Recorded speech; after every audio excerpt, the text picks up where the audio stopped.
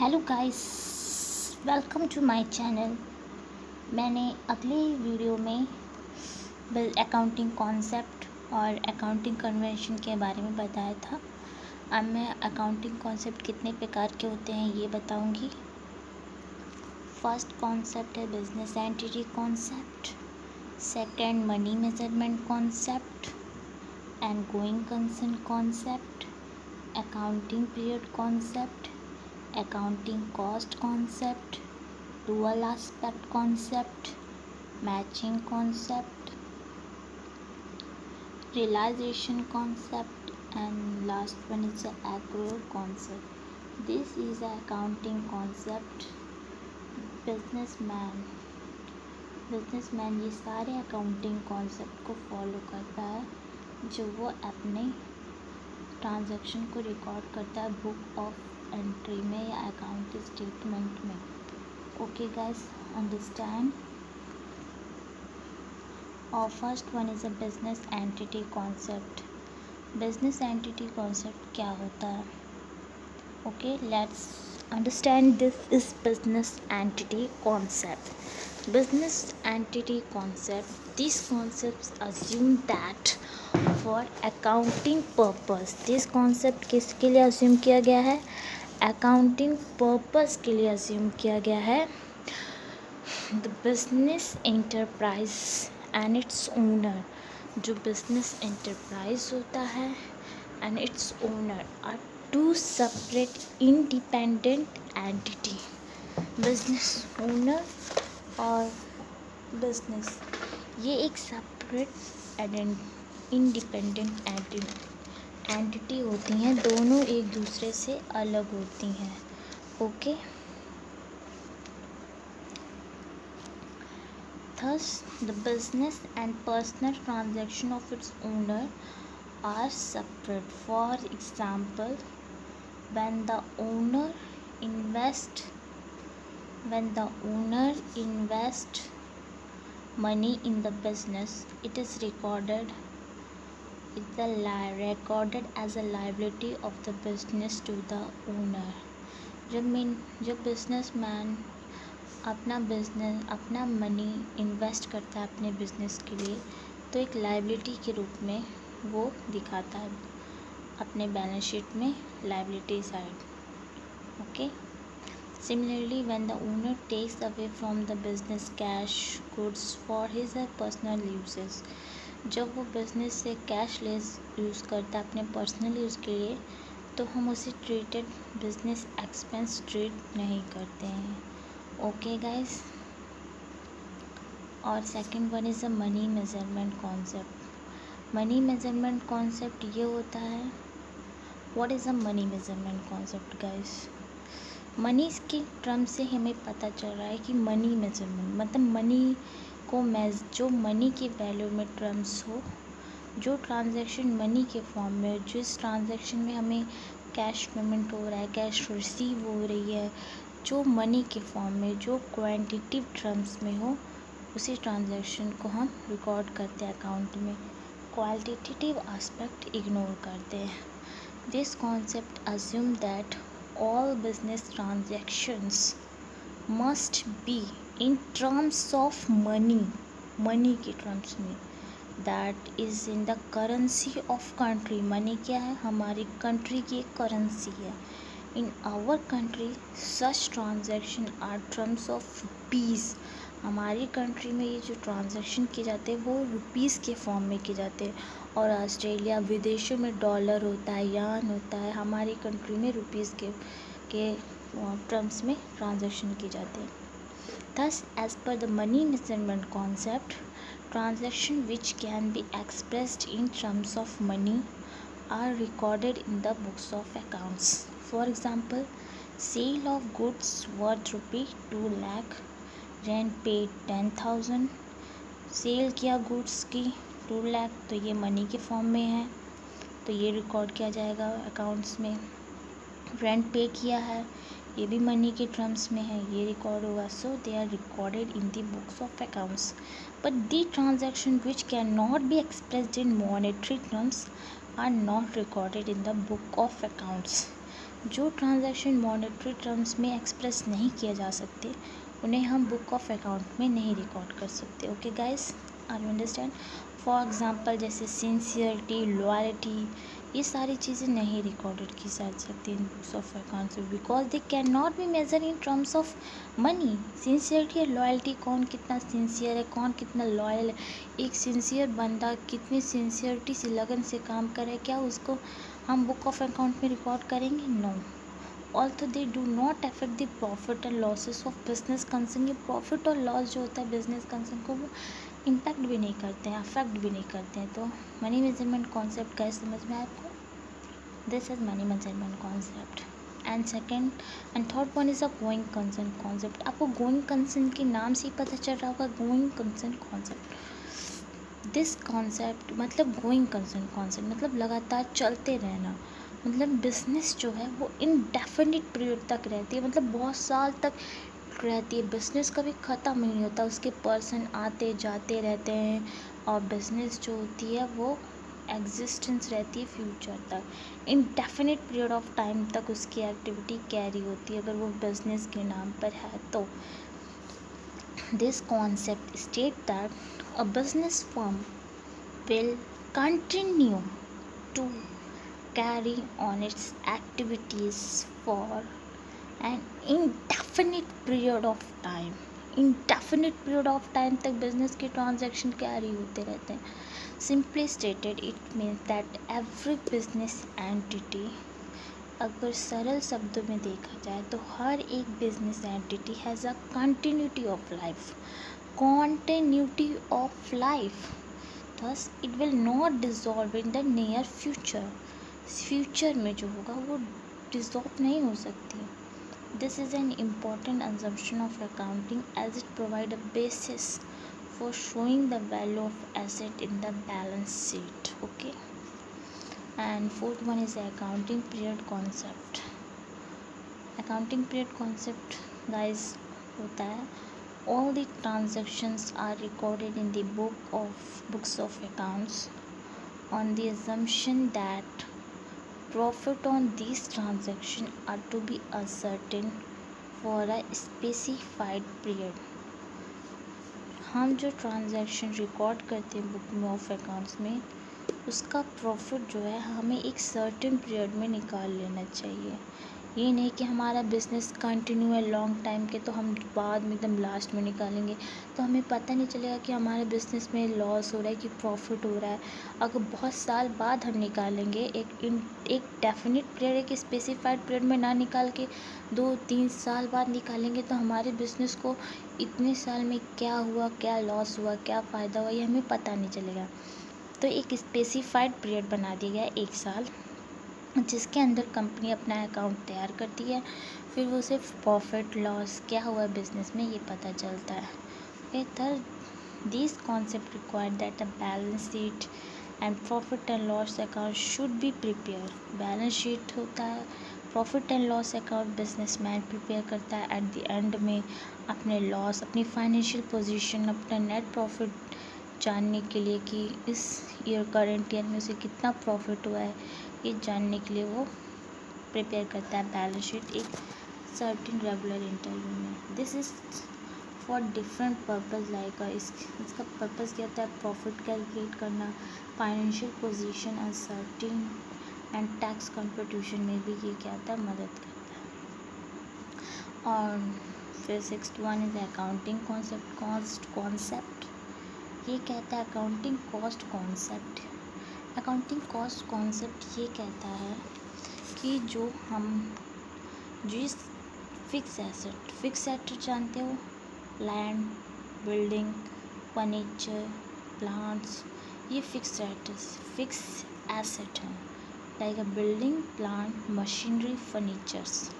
जब हम इन्हें खरीदते तो जब हम इन एसेट को, फिक्स एसेट को खरीदते टाइम जो हमने पे किया है वो एक उनकी ओरिजिनल कॉस्ट होती है, उसे हम हिस्टोरिकल कॉस्ट कहते हैं। जब हम हिस्टोरिकल कॉस्ट स्पेंड करते हैं, मतलब सबसे पहले उन्हें खरीदने में जो हम पैसा स्पेंड करते हैं उसी के बेसिस पे हम अपने अकाउंट्स में रिकॉर्ड शो करेंगे। मार्केट प्राइस में अब उनका दाम क्या चल रहा है, इससे बिज़नेस को कोई लेना देना नहीं है। हम जब उस एसेट को जब खरीदे थे उस टाइम उसकी क्या वैल्यू थी, कॉस्ट प्राइस के बेसिस में ही हम अकाउंटिंग में रिकॉर्ड करेंगे, बुक ऑफ अकाउंट में। It states that all assets are recorded in the books of accounts at the purchase price में रिकॉर्ड करें।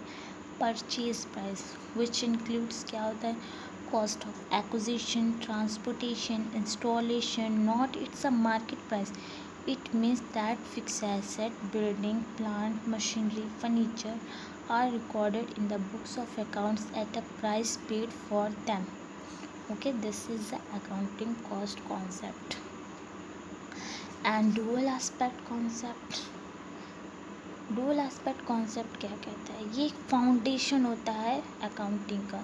डुअल एस्पेक्ट कॉन्सेप्ट एक फाउंडेशन और बेसिक प्रिंसिपल होता है, किसका, अकाउंटिंग का। फाउंडेशन और बेसिक प्रिंसिपल, यदि क्वेश्चन में आ जाता है कि ऐसा कौन सा कॉन्सेप्ट है जो बेसिक और एक dual accounting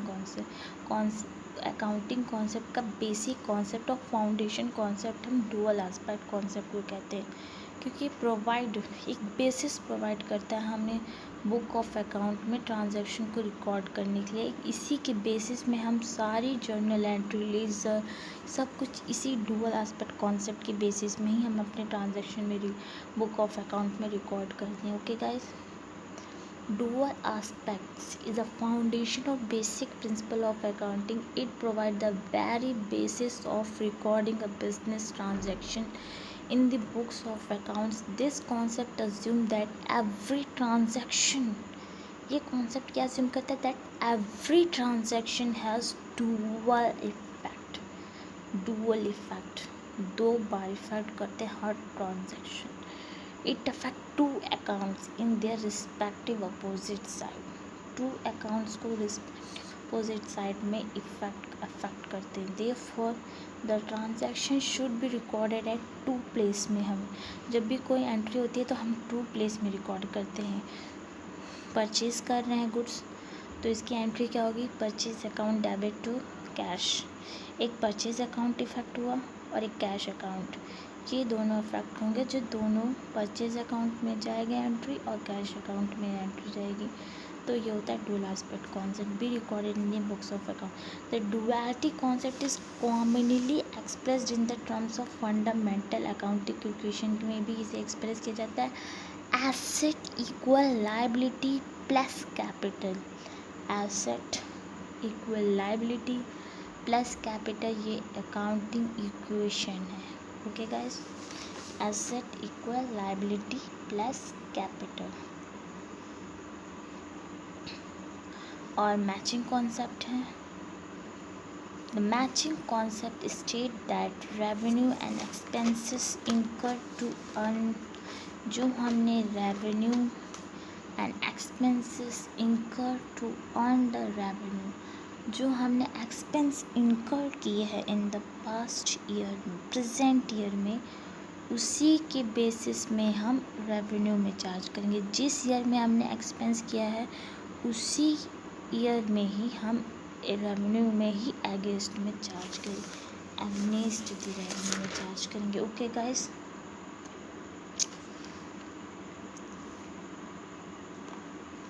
so once the revenue is realized, next step is to allocate it relevant accounting period। एक बार रेवेन्यू रियलाइज हो जाएगी तो फिर उसे नेक्स्ट, उसकी ही जिस टाइम वो रियलाइज हो तो उसी में हम एक रेलेवेंट अकाउंटिंग पीरियड में उसे बांट देंगे।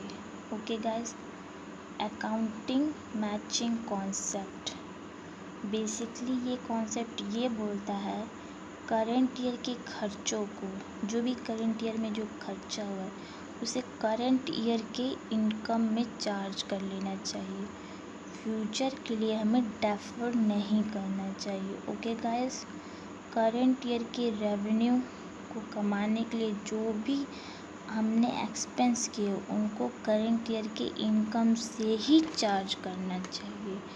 Is this is done with the help of accrual concept के बेसिस में डन किया जाता है. If the revenue is more than expense, तो that is called a profit. If the expenses are more than revenue, it is called loss. Expense ज़्यादा हुआ है revenue से तो हमें लॉस हुआ है. This is exactly has done by applying the matching concept के बेसिस में डन होता है.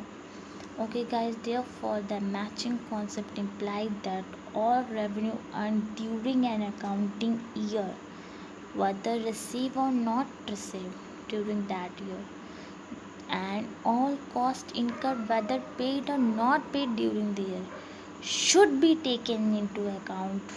उससे क्या है, हम अकाउंट में पे टेकिंग लेंगे ही, चाहे वो पे हुआ है या ना हुआ है, बस ड्यू हुआ है तो वो हम अकाउंट में रिकॉर्ड करेंगे जब हम अपना प्रॉफिट एक निकालना चाहते हैं और सर्टेन करना चाहते हैं फॉर दैट ईयर का. ओके, इसके significance, it guide how the expenses should be match with revenue for determining exact profit और loss for particular period. It is very helpful for the investor shareholders to know the exact amount of profit or loss of the business. अब ये है realisation concept. Realisation concept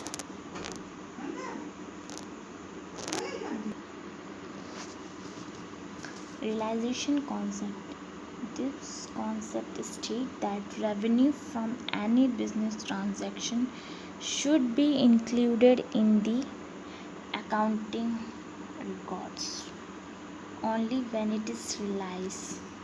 और realise कब माना जाएगा, जब हम अपना ऑर्डर क्या हो जाएगा, गुड्स ट्रांसफ़र कर देंगे. ओनरशिप जब हम ट्रांसफ़र कर देंगे उसी टाइम हमारा रियलाइजेशन रेवेन्यू का माना जाएगा. ओके, जब रेवेन्यू की बात की जाएगी तो only revenue recognise. Okay guys, this concept state that revenue from any business transaction should be included in the accounting records only when it is realise. जब भी हम अकाउंटिंग में रिकॉर्ड करेंगे जब रियलाइज हो जाएगी. The term realisation means creation of legal right to receive a money. Realisation means होता है एक लीगल राइट क्रिएट हो जाता है हमें मनी को रिसीव करने के लिए. जैसे हमने सेलिंग किया, गुड इज़ अ रियलाइजेशन, चाहे रिसीविंग ऑर्डर इज़ नॉट. हमें ऑर्डर मिल जाना ये रियलाइजेशन नहीं होता. जब हमने अपनी ओनरशिप और गुड्स को सेल कर दिया तो उस टाइम हमें क्या होती है, सेलिंग गुड्स की रियलाइज़ हो जाती है. तो revenue said to have been realized when cash has been received or right to receive cash on sale of goods, service or both has been created. Okay guys, the concept of realization states that revenue is realized at the time when good or service are actually delivered. ये realisation concept ये कहता है जब भी हम revenue realise मानेंगे at the time जब हमने गुड्स को डिलीवर या ट्रांसफ़र कर दिया तो हम उसी टाइम मान लेंगे कि हमारा मनी जो है, रेवेन्यू क्या है, रियलाइज हो जाएगा. Let's us study the following example के थ्रू समझते हैं इसका मतलब. A jeweler received an order to supply a gold ornaments worth ₹5 lakh. This supply ornaments worth 2 lakh up to the year ending 31st December 2005, and rest of the ornaments were supplied in January 2006. The revenue for the year 2005 for a jeweler is ₹2 lakh. जो revenue हुआ 2005 का jeweller का 2 लाख को, तो mere getting add on orders not consider as revenue until the goods have been delivered. Okay, Bansal sold good for ₹1 lakh for cash in 2006 and the goods have been delivered during the same year. The revenue for Bansal for year 2005 is $1 lakh as a revenue realization. Accrual concept क्या बोलता है? The meaning of accrual is something that become due, especially an amount of money that is yet to be paid or received at the end of accounting period. The meaning of accrual is something that become due. मतलब accrual concept जो है due पे base करता है, चाहे वो cash relies हो या ना हो। अगर हमने ड्यू की एंट्री मतलब हमने ऑनरशिप पोजीशन या ऑनरशिप दे दी, तो हम उसे ड्यू की एंट्री करेंगे, चाहे वो कैश रिलाइज हुआ हो या ना हुआ हो। बुक्स में रिकॉर्ड करेंगे। एक्रूअल में income plus expense book of account में किया जाएगा ऑन एक्रूअल बेसिस पर। कैश का एक्चुअल में आना या कैश को एक्चुअल में जाना, उससे हमारा कोई लेना देना नहीं है। बस हमने ट्रांजैक्शन किया, ड्यू की एंट्री हुई, तो हम एक्रूअल कॉन्सेप्ट में रिकॉर्ड करते हैं। That is yet to be pay और receive at the end of accounting period. It means that revenue are recognised when they become receivable. तो cash is received or not received and the expense are recognized when they become payable through cash is paid or not paid. Both transactions will be recorded in the accounting period to which they related. चाहे हमें cash मिला हो या ना मिला हो, हम जैसे ही हमने कोई ट्रांजैक्शन किया, ओनरशिप अपनी दी, तो उस टाइम हम सीधा एक्रूअल कॉन्सेप्ट के बेसिस में हम अपने अकाउंट्स में ट्रांजैक्शन रिकॉर्ड कर लेंगे। Okay, thank you guys for watching my channel. Please subscribe and comments.